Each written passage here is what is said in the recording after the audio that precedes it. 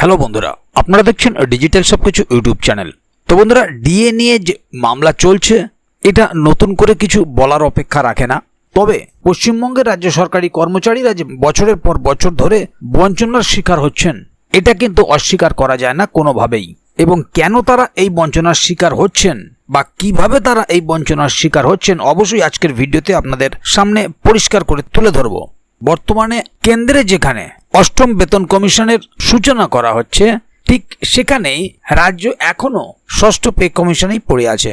তো বন্ধুরা, আপনাদেরকে জানাবো যে পে কমিশনের রিপোর্ট কি আছে এবং এই ডি এর গোপন রহস্য কি সেটা আজকে আপনারা খুব ভালোভাবে টের পেয়ে যাবেন। কেন সরকারের পক্ষ থেকে এই রিপোর্ট গোপন করে রাখা হচ্ছে সেটাও জানাবো। কারণ অনেকেই হয়তো জানেন যে বর্তমান সরকার এই পে কমিশনের রিপোর্ট গোপন করে রেখে দিচ্ছেন। স্বাভাবিকভাবেই রাজ্য সরকারি কর্মচারীরা সরকারের বিরুদ্ধে বঞ্চনার অভিযোগ তুলছে। তো এই সমস্ত বিভিন্ন বিষয় নিয়ে আজকের দিনে দেখতে গেলে রাজ্য সরকারি কর্মচারীরা বঞ্চনার শিকার। পাশাপাশি আপনারা হয়তো প্রত্যেকেই জানেন যে পে কমিশন রিপোর্টে বছরে দুবার করে ডি এর সুপারিশ হয়। সেই বিস্ফোরক তথ্য এবার ফাঁস হলো ডি এর গোপন রহস্য। পুরো বিষয়টি জানতে অবশ্যই ভিডিওটিকে প্রথম থেকে শেষ অবধি পুরোটাই দেখবেন মনোযোগ সহকারে, যাতে করে কোনো জায়গায় বুঝতে আপনাদের কোনো প্রকারের অসুবিধা না হয়। এছাড়াও আপনি যদি আমাদের চ্যানেলে প্রথমবার হয়ে থাকেন তাহলে অবশ্যই চ্যানেলটিকে সাবস্ক্রাইব করে বেল আইকনটি প্রেস করে অল নোটিফিকেশনে ক্লিক করে দেবেন, যাতে করে আমাদের চ্যানেলে যখনই কোনো নতুন ভিডিও আপলোড হবে তা সরাসরি আপনাদের কাছে পৌঁছে যায়। তো চলুন দেখে নেওয়া যাক এখানে বিষয়টি ঠিক কি বলা হচ্ছে। তো এখানে দেখুন একটি আর্টিকেল প্রকাশিত হয়েছে, ডিএ পে কমিশন রিপোর্টে বছরে দুবার ডি এর সুপারিশ, বিস্ফোরক তথ্য ফাঁস করলেন মলয় মুখোপাধ্যায়। রাজ্য সরকারি কর্মচারীদের মহার্ঘ ভাতা নিয়ে বিতর্কের আগুন আরও উস্কে দিলেন কনফেডারেশন অফ স্টেট গভর্নমেন্ট এমপ্লয়িজের সাধারণ সম্পাদক মলয় মুখোপাধ্যায়। এক সাক্ষাৎকারে তিনি দাবি করেছেন যে ষষ্ঠ পে কমিশনের রিপোর্টে বছরে দুইবার এআইসিপিআই সূচক অনুযায়ী ডিএ দেওয়ার সুপারিশ করা হয়েছিল, কিন্তু রাজ্য সরকার সেই সুপারিশ মানতে নারাজ এবং সেই কারণেই পে কমিশনের রিপোর্ট আজও অপ্রকাশিত। মলয়বাবুর এই বিস্ফোরক দাবিতে রাজ্য সরকারি কর্মচারী মহলে নতুন করে আলোড়ন সৃষ্টি হয়েছে। দেখে নেব পে কমিশনের রিপোর্ট এবং ডি এর গোপন রহস্য। মলয় মুখোপাধ্যায়ের অভিযোগ অনুযায়ী 2015 সালের নভেম্বর মাসে গঠিত ষষ্ঠ পে কমিশন 2019 সালের সেপ্টেম্বর মাসে রিপোর্ট জমা দেয়, কিন্তু সেই রিপোর্ট আজ পর্যন্ত জনসমক্ষে আনা হয়নি।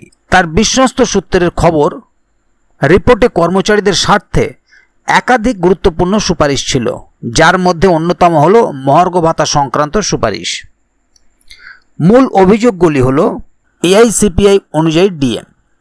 মলয়বাবুর মতে পে কমিশনের রিপোর্টে স্পষ্ট বলা আছে যে রাজ্য সরকারি কর্মচারীদের বছরে দুইবার সর্বভারতীয় উপভোক্তা মূল্য সূচক অনুযায়ী ডিএ দিতে হবে।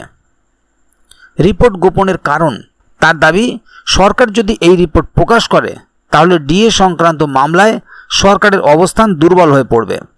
ঠিক এই কারণেই পঞ্চম পে কমিশনের রিপোর্টকে হাতিয়ার করে বামফ্রন্ট সরকারের বিরুদ্ধে মামলা করা হয়েছিল এবং জয়লাভ সম্ভব হয়েছিল। সরকার সেই পুনরাবৃত্তির ভয়েই ষষ্ঠ পে কমিশনের রিপোর্ট গোপন করে রেখেছে। গণতান্ত্রিক নীতির লঙ্ঘন, পে কমিশনের রিপোর্ট বিধানসভায় পেশ না করাকে গণতান্ত্রিক রীতিনীতির সম্পূর্ণ লঙ্ঘন বলে তিনি মনে করেন। তো বন্ধুরা, এবারে দেখে নেব সরকারের বিরুদ্ধে বঞ্চনার অভিযোগ কি। মলয় মুখোপাধ্যায় আরও বলেন যে বামফ্রন্ট সরকারের আমলের পঞ্চম পে কমিশনের সুপারিশ মেনে তৎকালীন সরকার এআইসিপিআই অনুযায়ী ডিএ দিতে সম্মত হয়েছিল, কিন্তু বর্তমান সরকার সেই পথ থেকে সরে এসেছে।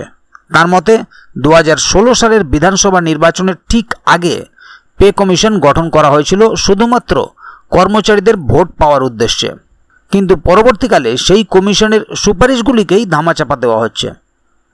তিনি আশঙ্কা প্রকাশ করেন যে রাজ্য সরকার সপ্তম পে কমিশন গঠনেও ইচ্ছাকৃতভাবে দেরি করবে।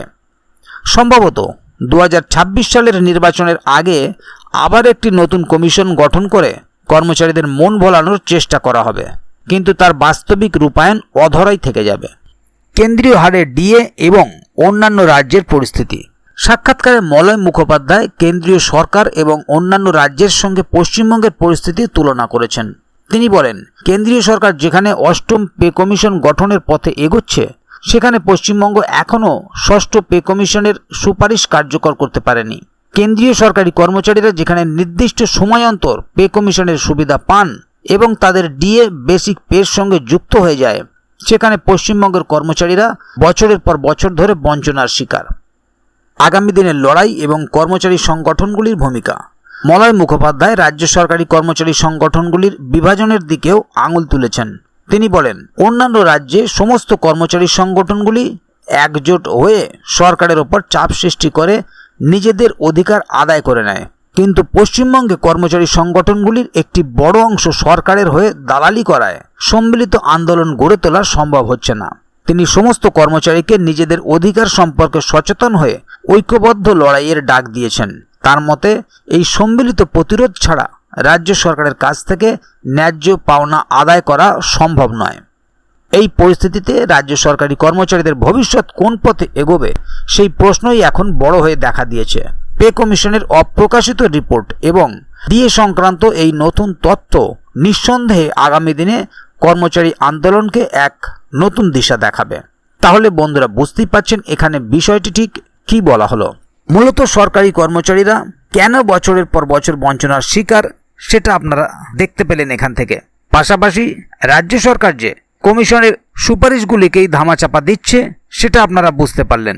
কেন রাজ্য সরকার পে কমিশনের রিপোর্টকে সবার সামনে তুলে দিচ্ছে না, সেটাও বুঝতে পারলেন। এবং সরকার কিভাবে এই সমস্ত কর্মচারীদেরকে বঞ্চনার শিকার করে রাখছেন, সেটাও আপনারা দেখতে পেলেন। এই সমস্ত বিষয়গুলো আপনাদের সামনে তুলে ধরলাম। তবে আগামী দিনে যদি এই বিষয় নিয়ে আরও নতুন কোনো আপডেট আসে, তাহলে অবশ্যই আপনাদেরকে এই চ্যানেলের মাধ্যমে জানিয়ে দেওয়া হবে। সেই কারণে চ্যানেলটিকে সাবস্ক্রাইব করে অবশ্যই চ্যানেলের সঙ্গে থাকবেন, যাতে করে এই বিষয়ে আগামী দিনে আরও নতুন কোনো আপডেট আসলে তা সরাসরি আপনাদের কাছে পৌঁছে যায়। তো বন্ধুরা, আজকের গুরুত্বপূর্ণ ভিডিও আপডেটটি এখানেই শেষ করছি। ভিডিওটির সম্বন্ধে আপনাদের মতামত এবং আপনারা কে কোথা থেকে ভিডিওটি দেখছেন অবশ্যই কমেন্ট বক্সে লিখে জানাবেন।